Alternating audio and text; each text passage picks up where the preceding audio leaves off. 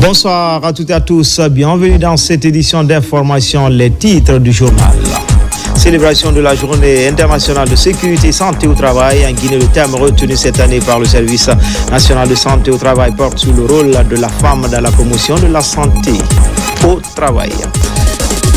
Et puis sommet sur les sémenciers, une initiative pour permettre à la Guinée de se repositionner dans le domaine de l'accès aux semences amélioré comme dans les autres pays de la Manoriva Union. Ce mécanisme de professionnalisation des opérateurs tient compte des questions de contrôle qualité et de renforcement de capacité. Enfin, c'est parti pour la deuxième édition des Olympiades nationales universitaires 2025. L'événement a eu lieu à l'Université Générale Lansana Conté de Sophonia.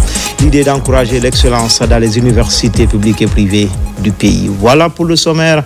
Encore une fois, bonsoir à tous. Dans l'actualité ce soir, les opérations de suivi du processus de recensement biométrique des citoyens de Bofa vont bon train sur place. Les difficultés d'ordre technique sont signalées, certes, mais la ministre en charge de la promotion féminine était sur place pour superviser les opérations et corriger les imperfections. Mohamed Chassila, Mohamed Doukamara. Les difficultés d'ordre général sont liées au retard des documents à partir desquels nous travaillons. Notre équipe devait être appuyée par une commission d'état civil qui devait prévenir de la justice. Cet agent recenseur dans la commune urbaine décline la principale difficulté à laquelle le processus d'enrôlement est confronté à Bofa. Pour résoudre la problématique, la ministre de la Promotion féminine, de l'enfance et des personnes vulnérables est à l'œuvre pour venir au bout des manquements signalés. On a remarqué effectivement certaines difficultés et qui sont en train d'être corrigées au fur et à mesure, avec monsieur le préfet ici présent qui est en train de mettre des bouchées doubles, qui n'a ménagé aucun effort avec les équipes présentes sur le terrain depuis la semaine dernière pour régler ces dysfonctionnements afin que la population entière, en tout cas toutes les personnes âgées de 10 ans et plus, toute la population ciblée par le recensement puisse se faire recenser le plus rapidement avec les documents officiels qui sont reconnus. La chargée du suivi des opérations de recensement à Bofa a conféré par la suite avec la population. La nouveauté cette fois-ci, c'est que ce recensement-là, c'est donner un numéro unique à chaque Guinéen dans le cadre juridique.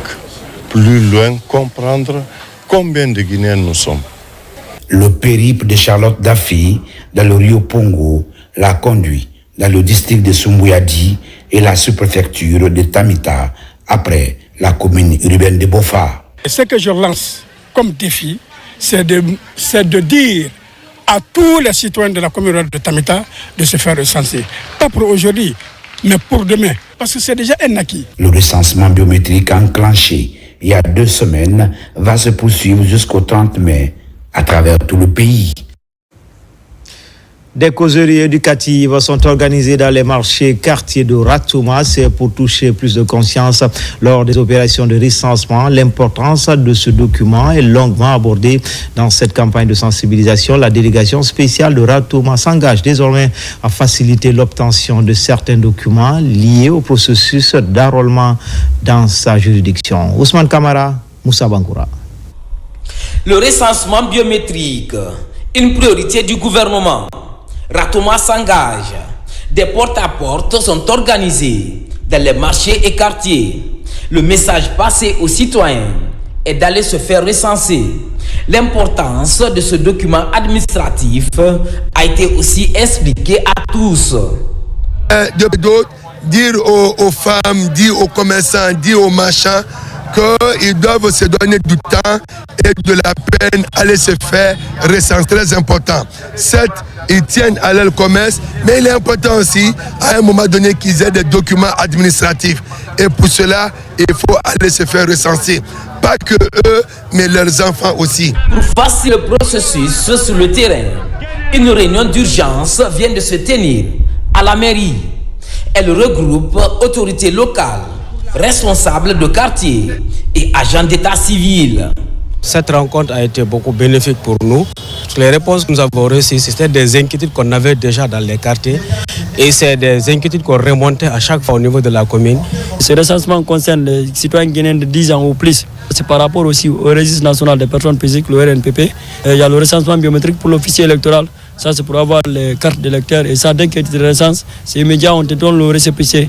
À partir de cette rencontre, la mairie s'engage à déployer les agents d'état civil dans les différents quartiers pour l'obtention rapide des jugements supplétifs en commun accord avec le tribunal en vue d'accélérer ces opérations de recensement dans la commune de Ratoma. Et puis dans le cadre du recensement biométrique des citoyens guinéens âgés de 10 ans ou plus, démarré le 15 avril 2025 sur toute l'étendue du territoire national, le ministère de l'administration du territoire et de la décentralisation à travers la Direction nationale des affaires politiques, de l'administration électorale et le programme national de recensement administratif à vocation d'état civil constate avec regret l'agissement de certaines personnes mal intentionnées qui soutirent de l'argent aux citoyens dans les rangs et les obligent à présenter un certificat de résidence pourtant non demandé. Suite à ce constat, le ministère de l'administration du territoire et de la décentralisation a pris des dispositions pour traduire devant la justice toute personne qui sera prise en flagrant délit. Par la même occasion, le ministère de l'administration du territoire et de la décentralisation invite les membres des commission administrative de recensement a donné priorité aux personnes âgées et aux femmes enceintes pour faciliter leur enrôlement. Conakry le 28 avril 2025, le ministre général deuxième section, Elhadji Ibrahima Khalil Condé. Moralisation de la vie publique. La Guinée se montre favorable à la toute première conférence des auditeurs de l'Afrique de l'Ouest à Conakry. Cette volonté politique est vivement saluée par les structures sous-régionales. Notre pays a été également honoré à travers le chef de l'État et le ministre du Budget pour leur attachement à la transparence dans la gestion des affaires publiques. Mohamed Seyar Souma. En quête permanente de moralisation de la vie publique, l'État guinéen développe les mécanismes de transparence. L'audit interne, par exemple, est en réflexion. Il pourrait éventuellement s'inviter dans l'administration. En témoigne la présence à Conakry des auditeurs de l'Afrique de l'Ouest. Au niveau de la gouvernance en Guinée, les autorités et le plus haut, qui est le général Mamadi Doumbouya, optent pour la transparence. Alors c'est sur cette base, nous nous sommes dit, ensemble, contribuons à la moralisation de la gouvernance en Guinée. L'espoir semble permis avec les résolutions de la récente conférence. Là où on a besoin d'avoir des hommes, cette préoccupation ne sera plus la leur parce que à travers les actions qui seront menées, les uns et les autres vont s'approprier, adhérer à toutes les valeurs qui sont importantes pour la gestion d'un ministère, pour la gestion d'une organisation et atteindre les objectifs qui sont assignés aux uns et aux autres. L'audit indicie du soutien présidentiel sous la conduite du ministère du Budget, un engagement politique de taille qui a permis le succès des assises de Conakry, une première depuis plus de 20 ans d'existence. Le président aussi l'a dit, l'importance de la transparence de la gestion des finances publiques. C'est quelque chose qui lui tient beaucoup à cœur et il pose des actes dans ce sens. Et deuxième raison, le patriotisme. À chaque fois qu'il y a quelque chose qui se passe de bien ailleurs, il veut que la Guinée l'ait, il veut que les Guinéens l'expérimentent. Les prix spéciaux sont par la suite attribués par le Collège des auditeurs de la sous-région, l'un au ministre du Budget et l'autre au chef de l'État général Mamadi Doumbouya pour son attachement à l'instauration de l'audit interne dans la sphère étatique.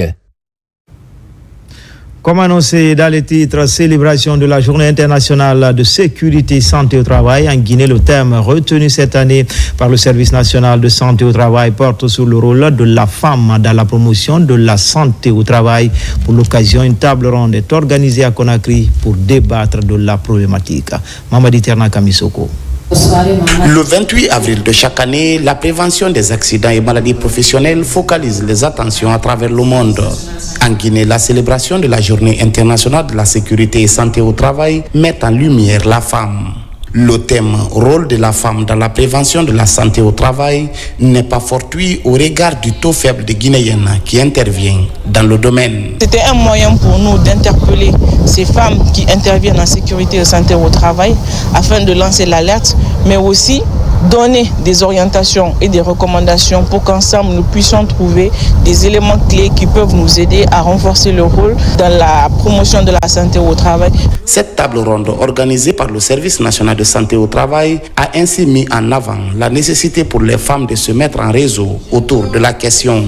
L'un des moments forts de la célébration de cette journée en Guinée a été l'hommage rendu à Dr Fanta Oulari, première spécialiste en médecine du travail et mentor de nombreux jeunes dans le pays. Je vous remercie encore une fois de plus. Je vous réitère ici mon engagement à poursuivre les activités à l'université comme dans la pratique médicale ou médico-professionnelle pour le suivi des gens dans le réseau.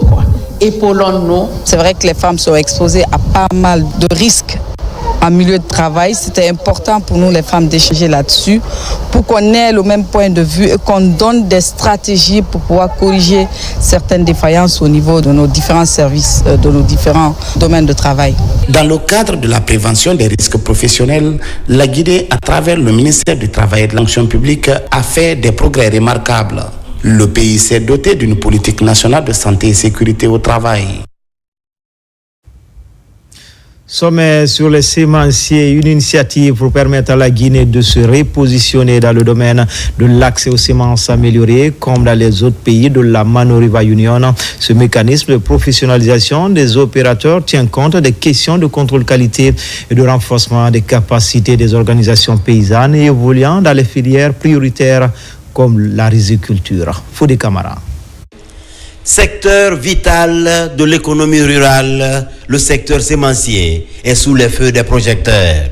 Managé par le ministère de l'Agriculture et de l'Élevage, ce grand rendez-vous d'amélioration de la productivité mobilise les experts et les chercheurs de plusieurs pays. Ce que les gens produisent, ils prennent la semence, ils viennent. Est-ce que c'est la vraie semence? Est-ce que c'est de bonne qualité? Maintenant, notre rencontre-là va définir tous les principes liés à la semence, afin d'avoir une base semencière très solide pour la Guinée. L'enjeu de ce sommet multi-acteurs est de construire une feuille de route harmonisée pour la transformation du secteur sémencier, avec pour filières prioritaires le riz, le maïs, le manioc, le soja et l'arachide. Cette activité a été réalisée dans les 3 autres pays de la Mano River Union, notamment en Côte d'Ivoire, en Sierra Leone et au Libéria. Et aujourd'hui, la Guinée aussi a l'honneur d'abriter les experts de Africa Rice, de l'ITA, de TAT, pour appuyer nos experts nationaux en vue de l'élaboration de la feuille de route de la Guinée. En battant d'objectifs de sécurité alimentaire, aussi de réduire la pauvreté. Parce que plus par à peu près à 70% de la population dépend des secteurs agricoles. Par ce sommet et d'autres réformes structurelles, le gouvernement s'engage dans la voie de la création d'un environnement propice à l'adoption des technologies. Ceci pour une agriculture plus résiliente face aux effets des changements climatiques. Les travaux que vous venez de réaliser lors de ce sommet, comme je l'ai dit à l'ouverture, ne doivent pas rester dans les tiroirs.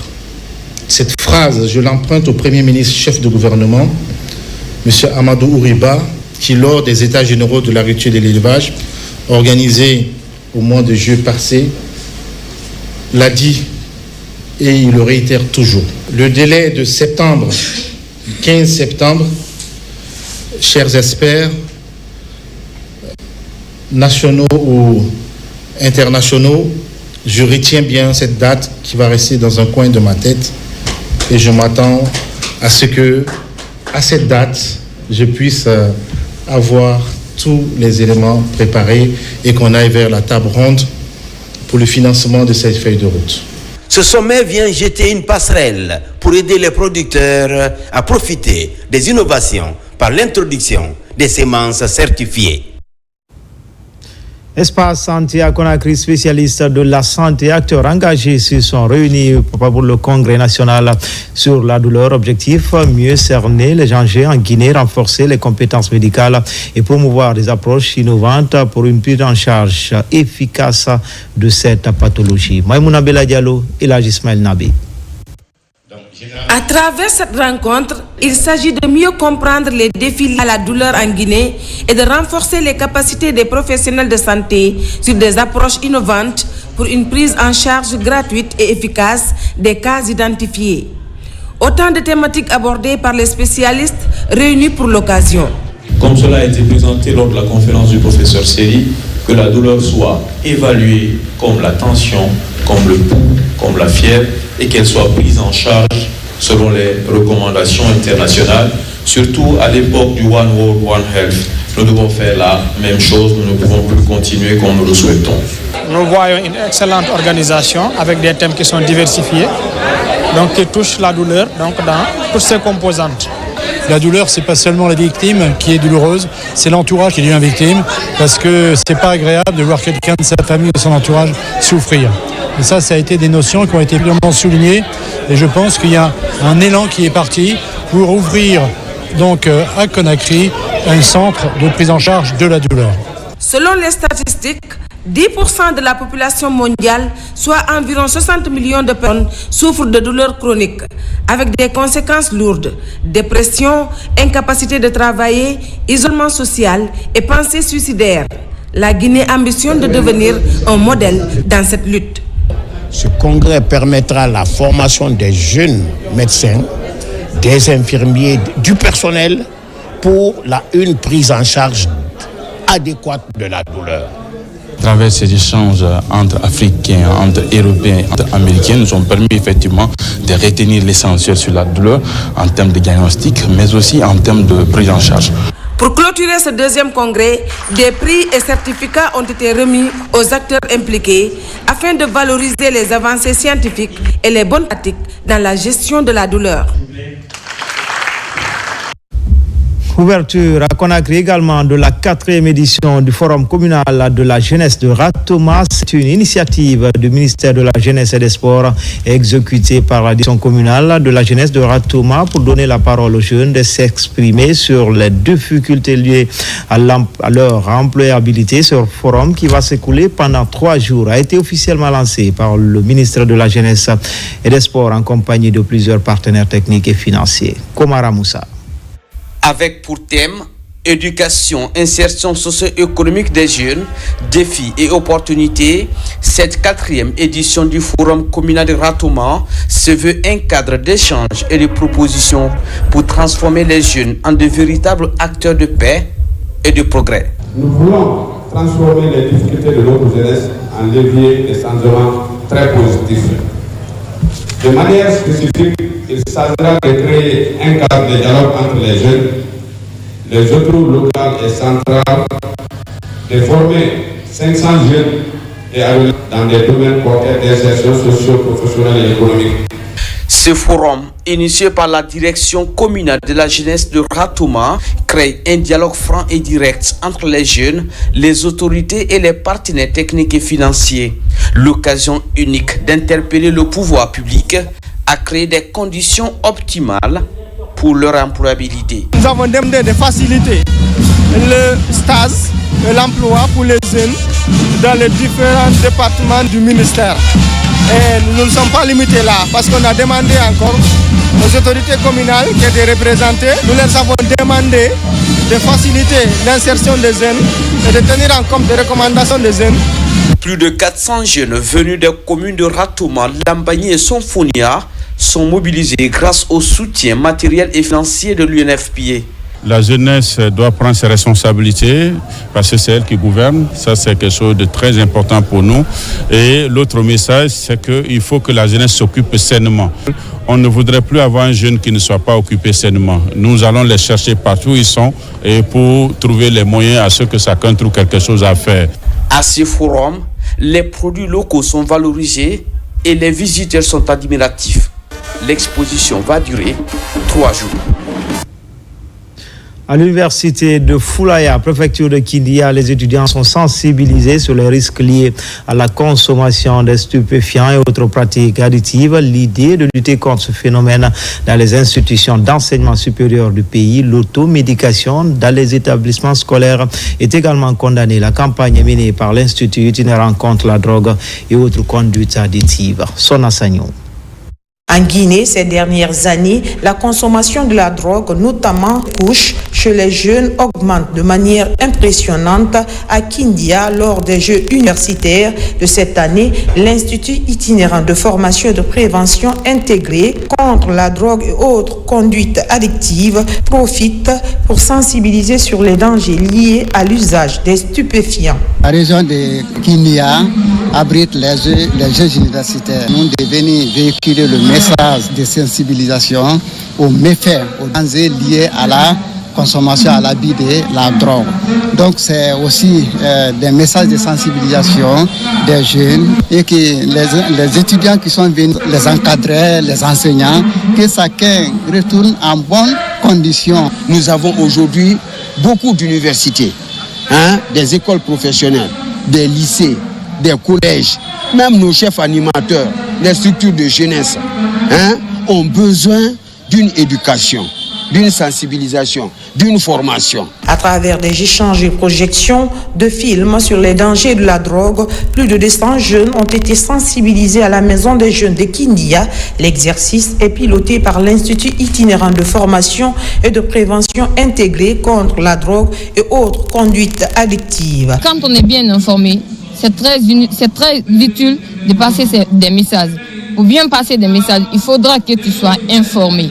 Et là, je retiens beaucoup de choses concernant sur la drogue et ça me va droit au cœur. C'est très capital de sensibiliser nos jeunes là parce qu'on dit souvent que les jeunes sont l'avenir de ces pays. Si l'avenir de ces pays là aussi ne se construit pas, donc ça ne peut pas marcher. Cette initiative de l'Institut représente la volonté claire du gouvernement de protéger la jeunesse guinéenne afin d'instaurer un environnement scolaire sain, propice à l'épanouissement et à la réussite de chaque apprenant. L'Office de protection du genre et des mœurs plus proche des populations dans la lutte contre les violences basées sur le genre. Des unités spécialisées seront bientôt installées dans les zones minières où le phénomène est récurrent. Le directeur général adjoint de l'OPROGEM est actuellement tourné dans les sites retenus pour l'implantation de ces unités. Première étape, la région de Boké, plus précisément Sangaredi, Boufa et Kunsitel. Les détails avec Younousa Tawel Kamara. Dans sa lutte contre les violences basées sur le genre en Guinée, l'OPROGEM veut se rapprocher davantage des citoyens à la base en construisant des unités spécialisées dans certaines zones minières du pays. Pour se rassurer de la disponibilité des sites, le directeur général adjoint de l'OPROGEM entame une tournée dans les zones minières. Au compte de la région de Boké, 3 localités sont ciblées. Il s'agit de Sangaredi, Bofa et Kunsitel dans Kundara, où Amarasila a entamé sa visite. L'objet de la mission à Kunsitel, c'est de rapprocher la police nationale de sa population, particulièrement les couches vulnérables, pour ne pas qu'une victime de Kunsitel souffre pour rallier le commissariat central de Gawal, qui est un peu distant, alors que si les services de sécurité sont proches, nous pouvons intervenir à temps pour sauver les victimes très vite. Le niveau de l'OPROGEM à Gawal, c'est un soulagement pour la population, parce qu'actuellement, Gawal, c'est une zone minière, donc il y a beaucoup de violences basées sur le genre. Donc si on voit la présence de l'OPROGEM ici, ça va protéger normalement la population. Après Kunsitel, cap sur Sangaredi et Bofa. Dans ces 2 zones minières, la mission de l'Office de protection du genre, de l'enfance et des mœurs visite également les sites devant abriter ces unités de protection des personnes victimes de violences basées sur le genre. Partout où il y a la société minière, les femmes et les enfants sont exposés à beaucoup de problèmes. Si ces services viennent dans notre préfecture pour s'installer et que nous avons déjà trouvé un domaine pour eux, c'est une bonne chose pour nous, pour la protection de nos populations, surtout les personnes vulnérables. Au total, 8 sites miniers du pays sont concernés par ce projet portant sur la lutte contre la violence basée sur le genre. Toujours en province, au nombre de 19, les nouveaux membres de Lions Club Oumoul Kiramiba de l'Abbé ont été intronisés en présence de certains membres du Lions Club. Un baptême de feu précédé d'une action concrète du Lions Club Conakry, celui de l'Abbé, à travers une campagne de consultation gratuite et de remise de kits sanitaires aux citoyens de l'Abbé. Mamadou Patibalde, Sarafoudine Diallo. Le Lions Club District 403A1 est une organisation internationale de bénévoles qui se consacre aux services humanitaires, philanthropiques et caritatifs. À l'Abbé, la création du Lions Club Oumoul Kiramiba en hommage à cette femme inspirante et pleine de compassion marque une étape significative dans l'engagement de la communauté. Notre club porte un nom fort, l'Abbé Oumoul Kiramiba. Un nom qui fait écho à nos racines dans le service humanitaire, à notre identité et à nos valeurs. Lors de la cérémonie d'intronisation, 19 membres du Lions Club Oumoul Kiramiba ont été accueillis par le gouverneur du district 403A1 de la région 16. Aujourd'hui, nous rejoignons une grande famille, la plus grande famille de service au monde, unis par notre devise « We serve, nous servons ». Et nous allons servir avec cœur, avec rigueur, avec transparence, avec honneur. Ce baptême de feu a été précédé d'initiatives concrètes, notamment des consultations médicales gratuites et de dons de médicaments à l'hôpital régional, ainsi qu'aux habitants de Bambé, dans la commune rurale de Dalin. Nous souhaitons énormément les bienvenus à l'organisation Lions Club pour les efforts louables qui sont en train de mener à travers notre pays. Aujourd'hui, c'est le tour du district de Bambé dans la sous-préfecture de Dalin. Il convient de noter que le Lions Club District 403A1 se fixe plusieurs missions essentielles, parmi lesquelles figurent l'éducation pour tous, la santé et le bien-être des communautés, la protection de l'environnement, le développement durable ainsi que la promotion de la paix, de l'entraide et de l'inclusion sociale. Depuis sa création en 1993, la Jeune Chambre internationale de Guinée n'a jamais connu un bureau de Sénat pour relever ces défis et permettre à cette instance de jouer pleinement son rôle de conseil d'orientation de l'organisation. Un bureau a été mis en place. Ses membres ont été récemment investis à la faveur d'une cérémonie appelée Assemblée générale introductive du Sénat. Amadou Touré. C'est en 1962 que la Jeune Chambre internationale DCI a constitué un Sénat pour honorer les membres particulièrement méritants de l'organisation. À la suite de leur élection, les sénateurs deviennent membres à vie de la DCI. Plus de 60 000 personnes sont membres du Sénat de cette organisation dans le monde. En Guinée, cette instance attendue depuis des décennies a enfin vu le jour à travers cette Assemblée générale. Tenir cette Assemblée générale aujourd'hui, élire le bureau du Sénat de la Jeune Chambre de Guinée, aujourd'hui, nous ne pouvons que remercier tous les passés présidents, tous les sénateurs de la Jeune Chambre de Guinée pour leur implication personnelle et nous leur remercions. Être sénateur, c'est une responsabilité. Ce n'est pas une retraite. Responsabilité dans la promotion des valeurs et principes de la Jeune Chambre internationale, mettre à disposition notre expérience, mettre à disposition notre réseau, nos ressources pour l'atteinte des objectifs.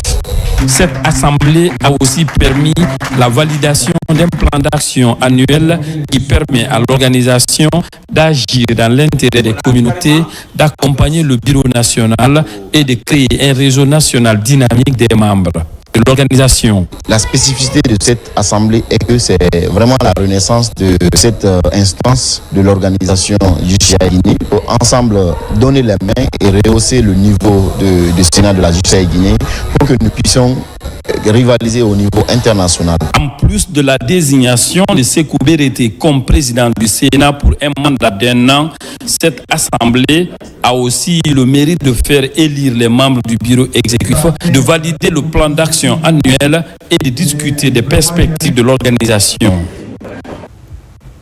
Dans l'actualité encore, enseignement supérieur avec le lancement de la 2e édition des Olympiades nationales universitaires 2025.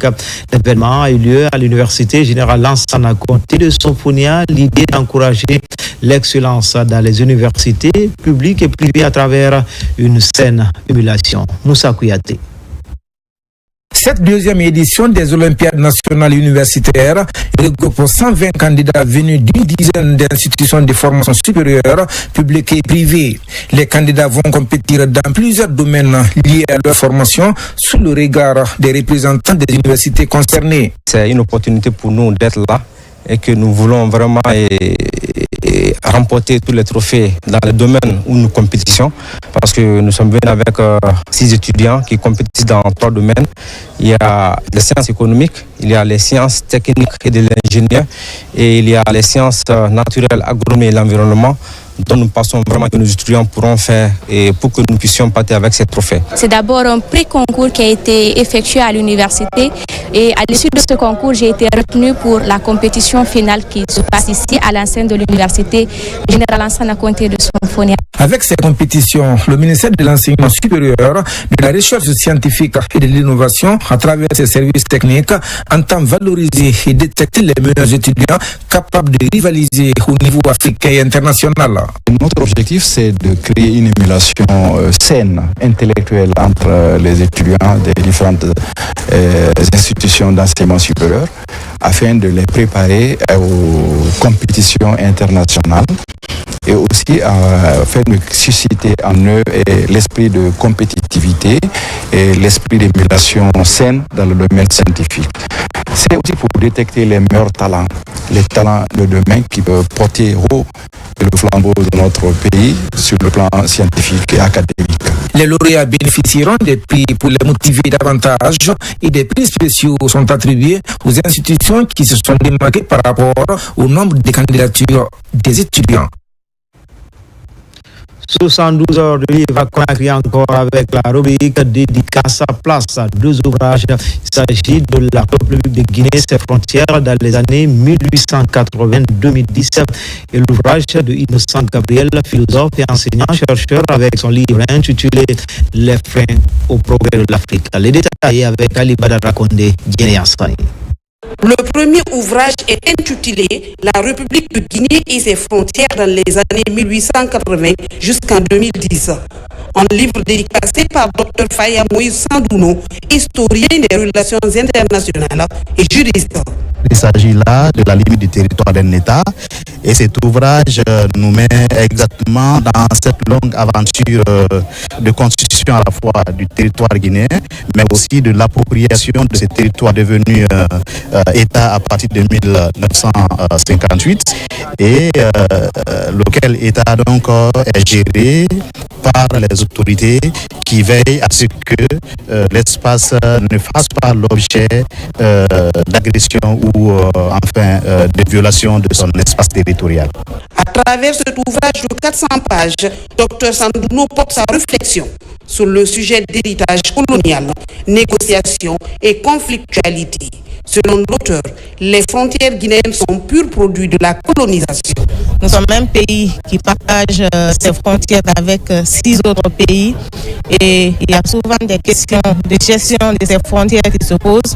À mon avis, la production de Dr Faya Moïse Sandouno va contribuer à faire évoluer le débat à un niveau plus bas, pas au niveau intellectuel. Ça permettra à tous les lecteurs de comprendre comment les frontières guinéennes sont dressées. C'est avec fierté que nous assistons à la dédicace des livres mis à disposition par la jeune génération. Ça veut dire qu'elle nous écoute. Parce qu'il ne s'agit pas d'accumuler les savoirs, il faut les partager. Le deuxième ouvrage de Innocent Gabriel Camara est de 128 pages. Il est intitulé Les freins au progrès de l'Afrique. Docteur, philosophe et enseignant, porte un regard pointu sur les réalités sociopolitiques et religieuses de la Guinée depuis 1958. Ce livre comporte 3 chapitres, dont chaque chapitre comporte 2 sections. Alors j'ai essayé dans un ensemble parler les réalités de l'Afrique sur le plan social, sur le plan politique et sur le plan culturel, afin que, pour ma part, contribuer aussi aux suggestions et à la suite des économistes, des politologues et les politiciens, afin que nous, Africains, nous puissions changer notre mode de vie pour que la Guinée en particulier, mais l'Afrique en général, puisse se développer. Un jeune sérieux, vraiment qui sait ce qu'il veut, mais qui s'adonne tellement à la lecture. Moi, quand il faisait ce livre-là, je ne savais même pas qu'il était en train d'écrire. C'est plus tard, quand j'ai pu maintenant découvrir que le jeune homme était en train de faire un livre. Ces ouvrages sont les aboutissements de plusieurs années de réflexion approfondie par ces différents auteurs. À l'image des autres localités de Sigiri, les populations de Fidako, à travers une série d'activités comme la lecture du Saint-Courant, une mobilisation, réaffirment leur soutien aux actions de développement du CNRD. Kiamokaba. Mandin Kinyakourou, un district de la sous-préfecture de Fidako, situé à plus de 100 km de la commune urbaine de Sigiri. La localité est surnommée village des marabouts. Au compte des festivités de soutien au chef de l'État, le district se dévoile sous un angle religieux pour la cause nationale. Je ne peux rien d'abord commencer sans remercier le président de la République, le général Darmi Madi Doumbouya, pour sa clairvoyance. C'est un symbole de paix, c'est un patriote. C'est ce qui a fait que nous nous sommes déplacés pour le défendre partout où on peut être. Avec les jeunes, nous nous sommes déplacés pour un ancien village de lecteurs d'eau courant. Ils sont là depuis 300 ans. Nous sommes venus vers eux pour leur demander d'implorer Dieu pour qu'il bénisse pour la Guinée, les Guinéens et le président général Mamadi Doumbouya. Il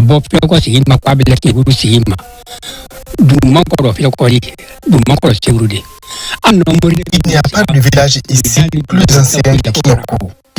Nos marabouts ont imploré Dieu pour le président. J'ai une enveloppe que le conseiller Ousmane Doumbouya doit remettre à Mamadi Doumbouya.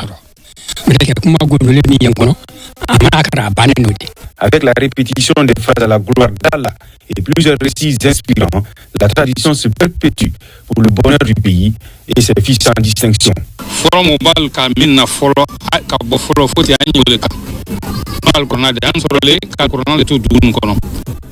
Coran est un héritage pour nous.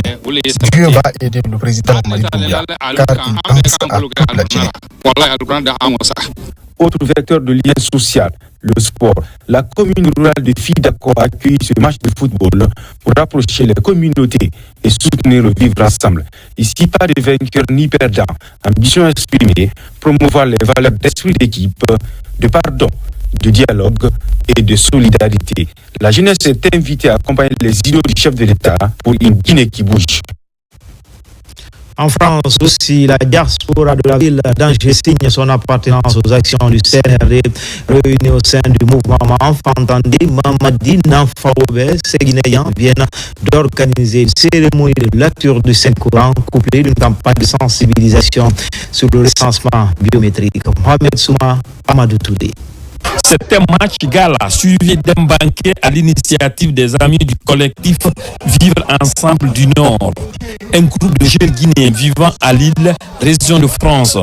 La démarche vise à soutenir les actions du président de la République, général d'armée Mamadi Doumbouya, notamment le programme Simandou 2040 que les initiateurs tâchent ici à expliquer aux autres Guinéens venus de partout de la France pour vivre ces instants. Tout Guinéen de tout bord être avec le CNRD et son président général Mamadi Doumbouya.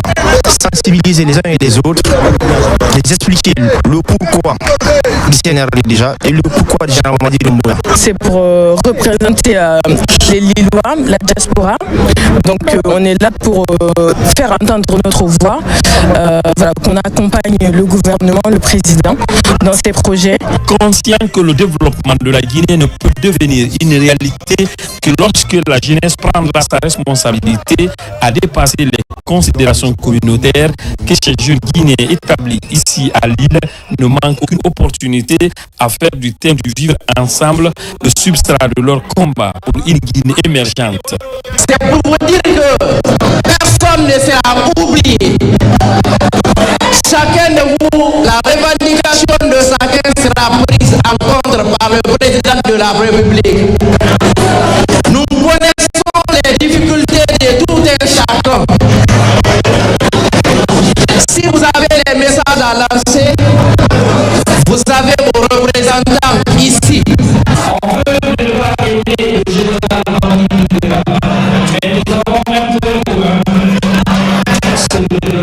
Ce tournoi et ce banquet ont été des moments de retrouvailles, de convivialité et de renforcement des liens de parenté et de fraternité entre ces Guinéens qui ambitionnent que la paix et le développement pour leur pays.